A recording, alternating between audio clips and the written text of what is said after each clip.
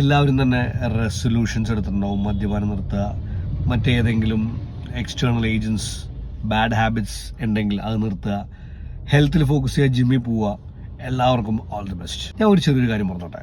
Liquor അല്ലെങ്കിൽ വേറെ ഏതെങ്കിലും എക്സ്റ്റേണൽ ഏജൻസ് എടുക്കുന്ന ആളുകളുടെ ഒരു പ്രശ്നം, എവിടെ ഒരു ഗ്യാപ്പ് ഉണ്ട് ഹാപ്പിനെസ്സിന്. ആ ഗ്യാപ്പ് ഫില്ല് ചെയ്യാനാണ് ഈ ലിക്കറും മറ്റുള്ള സാധനമൊക്കെ ഉപയോഗിക്കുന്നത്.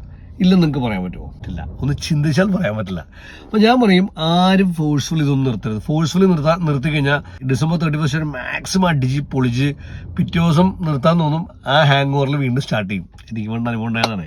അപ്പോൾ ഐ വിൽ ടെൽ യു, ഇതൊക്കെ മാറ്റി വെച്ചിട്ട് ജീവിതം എൻജോയ് ചെയ്യാൻ പറ്റുന്ന ഒരു enjoyment is different. Being in the present, മറ്റുള്ളവർ എന്ത് ചിന്തിക്കും എന്നുള്ള ചിന്ത ഇല്ലാണ്ട് ജീവിക്കാൻ, പിന്നെ വിഷ്വലൈസേഷൻ. നമ്മൾ എന്തെല്ലാം ആഗ്രഹിച്ചാലും വിൽ ഗെറ്റ് ഇറ്റ്. ഈ പറഞ്ഞ 3 കാര്യങ്ങളൊന്ന് മനസ്സിലാക്കി, ഇതൊന്നുമില്ലാണ്ട് പ്രസന്റിൽ ജീവിക്കുമ്പോൾ കിട്ടുന്നൊരു സുഖം, ഇറ്റ് ഇസ് എക്സ്റ്റസി. ഈ പറഞ്ഞ ഒരു കാര്യവും ഉപയോഗിച്ചാൽ കിട്ടാത്തൊരു സുഖം ഉണ്ട്. Exercise is very important. മെഡിറ്റേഷനിൽ പോവാം. Try that. ഈ റെസൊല്യൂഷൻ സക്സസ്ഫുൾ ആവും.